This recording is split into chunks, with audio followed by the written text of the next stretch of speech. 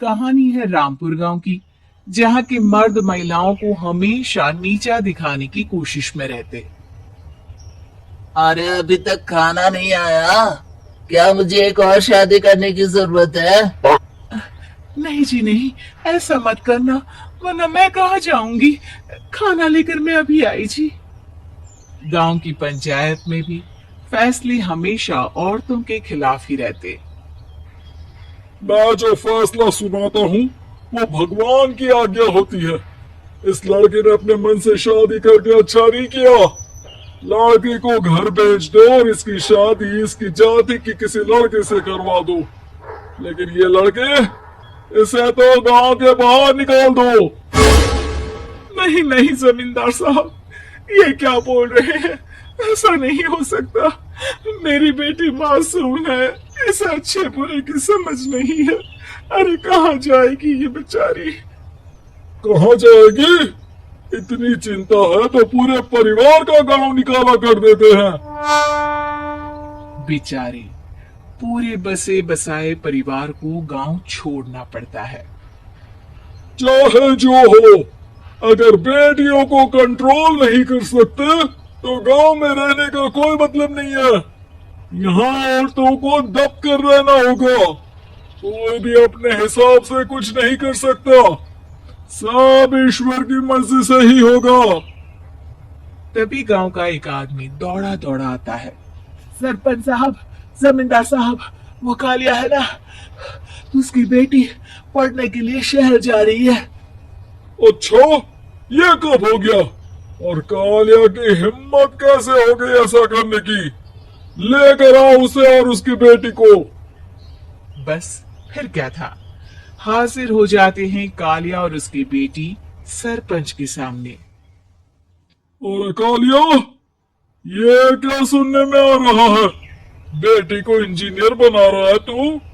और ये बता, गांव में तो स्कूल नहीं है, फिर कहां से इतनी क्लास पास कर गई तेरी बेटी?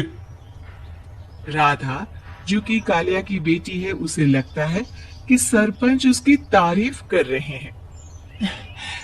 सरपंच जी, मैंने ऑनलाइन पढ़ाई की है, डिस्टेंस लर्निंग से।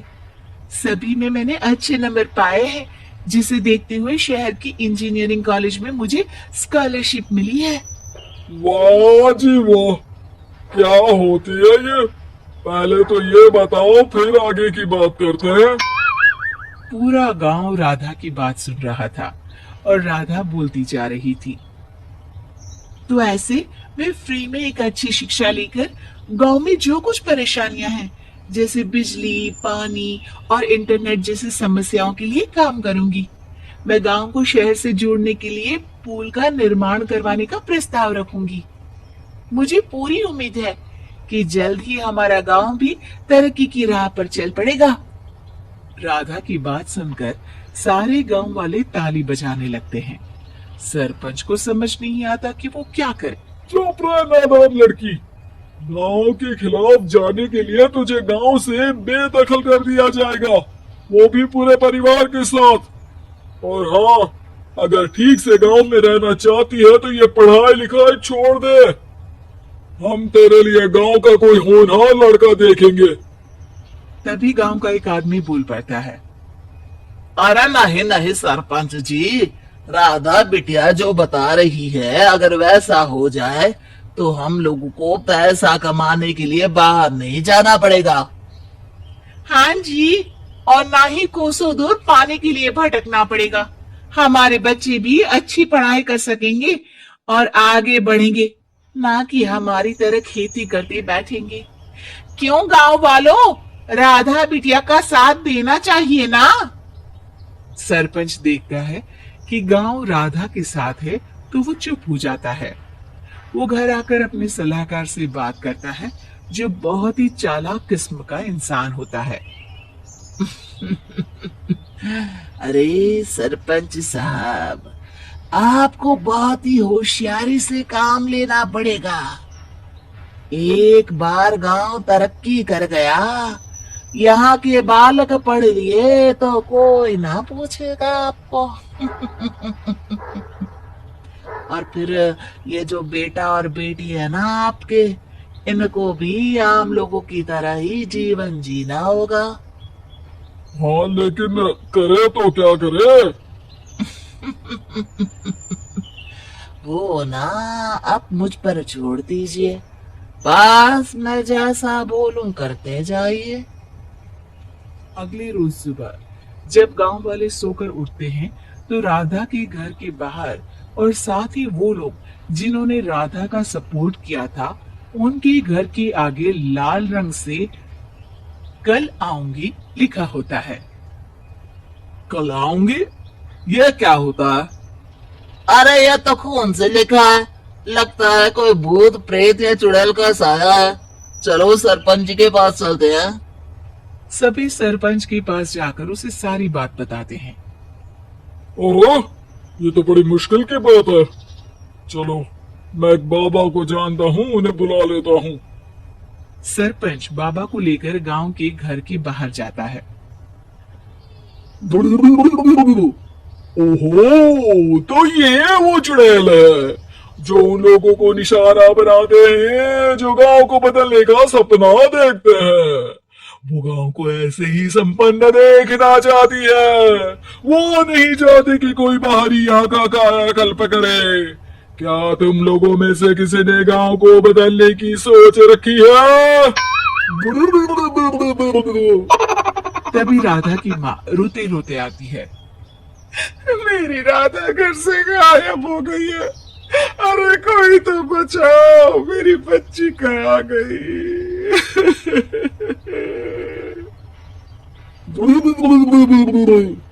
ले गई वो चुड़ैल, तेरी बच्ची को ले गई। अब वो उसे श्रापित करके छोड़ेगी, उस पर चुड़ैल का साया हो जाएगा। तभी बुरी सी हालत में राधा भी वहां आ जाती है। उसके बाल चुड़ैल की तरह फैले होते हैं और कपड़ों में खून लगा होता है। सभी राधा को देखकर डर जाते हैं। माँ, पता नहीं मुझे कौन उठा कर ले गया था। अरे दूर दूर हो जा चुड़ैल, अब हम लोग इस गांव में नहीं रुकेंगे। अरे कैसी बातें कर रहे हैं आप? कल तो आप मेरे भरोसे गांव का हुलिया बदलने, अपने बच्चों को पढ़ाने और तरक्की उन्नति की बात कर रहे थे, तो आज क्या हो गया आपको? ये फिर तुम लोगों को बहकाएगी। ये चुड़ैल गांव में आ चुकी है।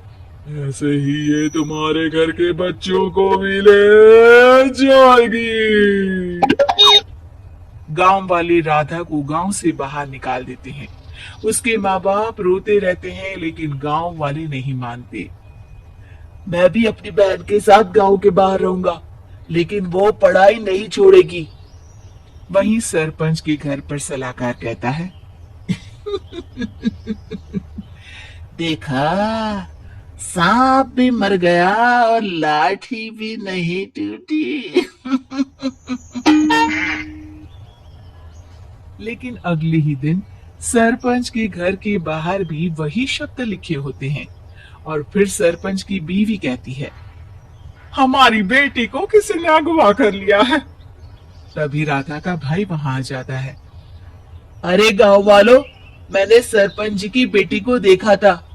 वो चुड़ैल उसे उठाकर ले जा रही थी। अरे क्या मजाक कर रहे हो? नहीं नहीं सरपंच जी, आप नहीं जानते। वो चुड़ैल अब आपकी बेटी में आ जाएगी, जैसे राधा के अंदर आ गई थी। तभी सरपंच की बेटी वैसी ही हालत में वहां आती है जैसे राधा आई थी। पापा, पता नहीं कैसे मैं गायब हो गई थी। चुड़ैल, इसके अंदर भी चुड़ैल का साया है, मारो इसे। अरे नहीं नहीं, इसे भी राधा के पास गांव के बाहर ही भेज दो। अरे चुप रहो, मेरी बेटी कहीं नहीं जाएगी और चुड़ैल बुड़ैल कुछ नहीं होता है। अरे कैसे बात कर रहे हो सरपंच जी? आप तो बोल रहे थे कि आपका फैसला भगवान का ज्ञान होता है। तो अपने पर बात आई तो अब आप ऐसे बोल रहे हैं।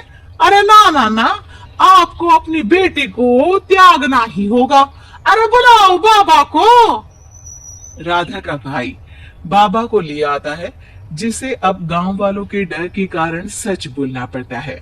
मैं कोई बाबा नहीं हूँ, मैं तो मोची था। ये सलाहकार महोदय ने मुझे कहा था एक्टिंग करने को। अब वो मुझे पैसे देने वाले हैं। अब मुझे माफ कर दो। गलती हो गई, मुझे माफ कर दो। तभी वहां राधा आ जाती है। देखा सरपंच जी, जब गांव के बच्चे साक्षर होंगे तो आप जैसे लोगों की चालाकी नहीं चलेगी। उम्मीद है कि आपको हमारी ये कहानी पसंद आई होगी।